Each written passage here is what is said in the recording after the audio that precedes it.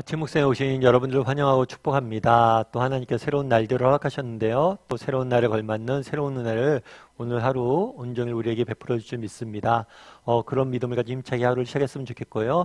오늘은 노아와 언약을 맺으시다라는 제목을 가지고 창세기 9장 1절부터 17절까지 말씀을 좀 더 살펴보도록 하겠습니다. 우리 11절과 13절 말씀 같이 한번 읽어볼까요? 내가 너희와 언약을 세우리니 다시는 모든 생물을 홍수로 멸하지 아니할 것이라. 땅을 멸할 홍수가 다시 있지 아니하리라.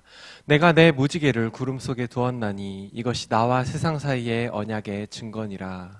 나는 여기서 하나님이죠. 하나님께서 너희와 이렇게 되어 있죠. 이것은 노아와, 이 노아는 인간을 대표하는 거예요. 그러니까 우리 모두와 언약을 맺으신 거죠. 어떤 언약을 맺었을까요? 그 언약은 뭐냐면 다시는 모든 생물을 홍수로 멸하지 아니할 것이다. 그러니까 인간이 죄가 충만합니다. 그래서 하나님께서 이 죄에 대해서 홍수로 심판하셨어요. 사실 이 심판을 즉각적으로 하지 않았죠. 회개할 기회를 주시기 위해서 줬음에도 불구하고 회개하지 않았어요. 그러자 부득이하게 홍수로 심판하셨어요. 그런 다음에 이제 무슨 언약을 하셨냐면 다시는 뭐 할 것이다? 홍수로 너희를 심판하지 아니할 것이다 라고 말씀하십니다.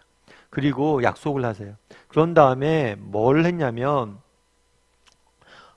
내가 내 무지개를 구름 속에 두었으니 이것이 나와 세상의 언약의 증거가 될 것이다. 언약의 증거로 무엇을 주었다고 그랬어요? 무지개를 주었다고 그랬어요.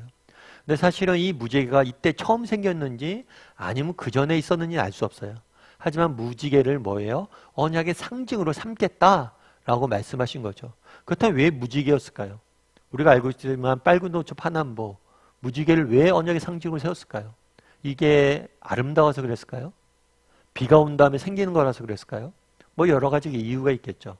그런데 이 무지개는 뭐와 같은 단어냐면 활과 같은 단어예요. 활과 같은 단어로 이 활은 방향이 중요합니다. 여러분 무지개가 어떻게 맺히죠? 이렇게 맺히죠. 이렇게. 따라서 활로 이야기하면 활의 방향이 어디로 되어 있는 거예요? 땅에 있지 아니하고 하늘에 있는 거예요. 그래서 다시는 너희에게 심판하지 아니할 것이다. 너희에게 다시는 땅에 비를 내리지 않겠다는 상징으로 하늘을 향한 활을 주신 거죠. 그렇다면 왜 하나님께서 이런 언약을 맺었을까요? 우리 8장 20절과 21절 말씀 같이 한번 읽어볼까요? 같이 읽도록 하겠습니다. 노아가 여호와께 제단을 쌓고 모든 정결한 짐승과 모든 정결한 새 중에서 제물을 취하여 번제를 제단에 드렸더니 여호와께서 그 향기를 받으시고 그 중심에 이르시되 내가 다시는 사람으로 말미암아 땅을 저주하지 아니하리니 이는 사람의 마음이 계획하는 바가 어려서부터 악함이라. 내가 전에 행한 것 같이 모든 생물을 다시 멸하지 아니하리니. 여기서 하나님께 말씀하죠. 속으로 그 중심에 이루시되라고 되어 있어요. 그래서 다시는 멀어요? 사람으로 말미암아 땅에 저주를 하지 않겠다. 왜냐하면 사람의 마음은 원래 어려서부터 뭐예요? 악하다는 거예요. 그래서 인간의 연약함, 인간의 악함, 정말 인간이 악한데 악함으로 해서 땅을 저주하다 보면 땅이 뭐예요? 항상 이렇게 하나님이 온 땅을 심판하셔야 된다는 거예요. 그래서 하나님께서 인간의 소망이 없다는 거죠. 인간이 늘 악한데 인간이 악하기 때문에 인간으로 인해서 이 땅을 심판하다 보면 늘 이 땅은 뭐예요? 심판당할 수밖에 없다는 거예요. 그래서 다시는 안 하겠다라고 이야기합니다. 그런데 여기서 되게 중요한 말씀이 앞에 나와요. 그건 뭐냐면 노아가 방주에서 처음 나와서 처음 한 일은 뭐냐면 하나님께 예배하는 거예요. 하나님께 제단을 쌓는 거예요. 우리가 계속해서 창세기를 살펴보고 있지만 아담과 하와가 에덴 동산에 나와서 처음 했던 일, 인간, 가인과 아벨이 처음 했던 일이 뭐예요? 인간이 처음 했던 행위가 예배였어요. 그러니까 늘 예배는 삶의 중심에 있어야 됩니다. 마찬가지로 우리도 주일날 예배했잖아요. 그런데 우리가 매일 아침에 왜 이렇게 아침 묵상해요? 정말 하나님 앞에 예배하는 것, 하나님과 동행하는 것, 이것이 삶의 중심에 있어야 되기 때문이에요. 그래서 우리가 첫 시간을 드리는 거예요. 그런데 예배하면서 뭘 했냐면 제단을 쌓고 제물을 취하여 번제를 드렸어요. 그랬더니 하나님께서 그 향기를 받으시고 결국에 하나님께서 제물을 받으셨다. 그리고 그 향기를 받으시고 중심에 이르셨다고 그러거든요. 결국에 이 제물은, 번제는 누구를 상징하는 거예요? 예수님을 상징하는 거예요. 인간이 항상 악합니다. 인간이 죄를 짓고 악해요. 그런데 이 인간이 죄를 짓고 악한 것을 인간에게 돌리면 한도 끝도 없다는 거예요. 그래서 이 인간이 지은 죄와 악을 누구에게 돌리는 거예요? 하나님 자신에게. 하늘로 구름이 무지개가 향했잖아요. 하나님 자신에게, 하나님 아들인 예수님에게 돌린 거죠. 그래서 예수님께서 뭘 하신 거예요? 우리의 죄값을 다 치르신 거죠. 그래서 하나님께서 심판하지 않기로 하셨어요. 그런데 심판하지 않기로 한 근거는 뭐냐는 거예요. 예수님의 희생이 있는 거죠. 우리를 대신해서. 그날에 무지개를 주셨어요. 무지개 주면서 무슨 약속을 하신 거예요? 너희가 받아야 될 형벌을, 그 심판의 화를 내가 대신 받겠다는 거예요. 나의 아들이 대신 받겠다는 거예요. 다르게 얘기하면 우리 예수 그리스도께서 우리를 대신해서 심판 받으심으로 우리가 심판에서 뭘 하는 거예요? 면하게 되는 거예요. 그 약속을 맺은 거예요, 노아와. 다시는 너희를 심판하지 않을 것이다. 내 아들이, 내가 대신 그 심판의 멍에를 칠 것이다.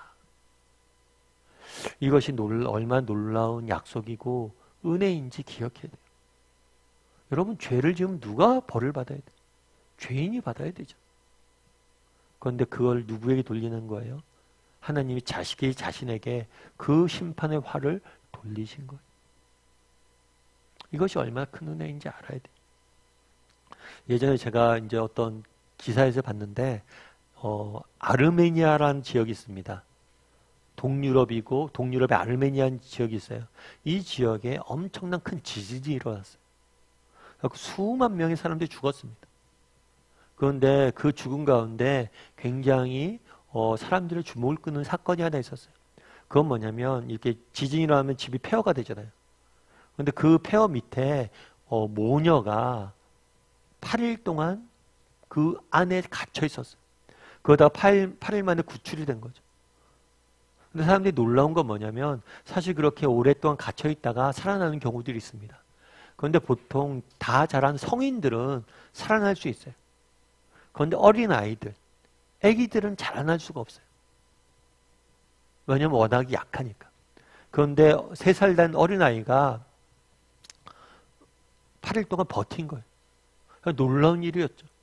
사람들이 주목해서 관심을 가졌던 거예요. 어떻게 그럴 수가 있었냐. 그랬더니만 그 엄마가 그런 얘기를 하는 거예요. 자기가 갇힌 다음에 여러 가지 생각이 들잖아요.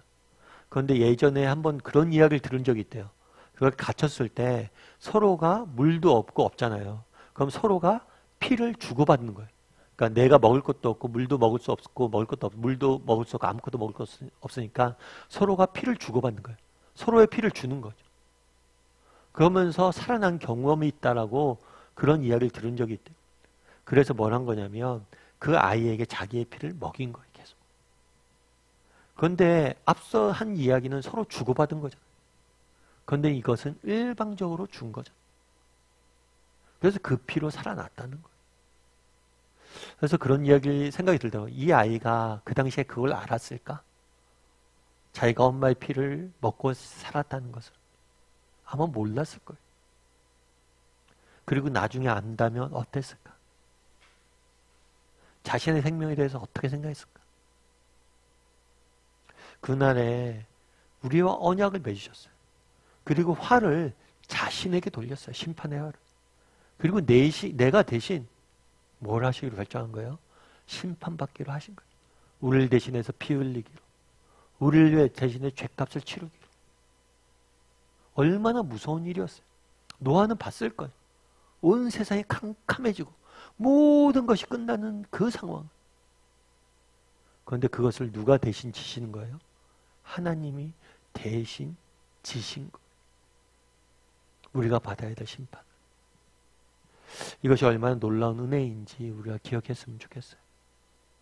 그리고 그 사랑을 오늘로 다시 한번 기억하고 의지했으면 좋겠어요. 우리가 하나님 앞에 나갈 수 있는 소망이 무엇이 있습니까? 이 땅을 살아갈 수 있는 소망이 무엇이 있어요? 우리가 얼마나 큰 사랑을 받았는지 그것을 기억하는 것이 필요한 것 같습니다. 그래서 오늘 하루는 좀 내가 얼마나 큰 사랑을 받았는지 기억하고 그 사랑에 힘입어 오늘 하루 살아갈 수 있었으면 좋겠습니다.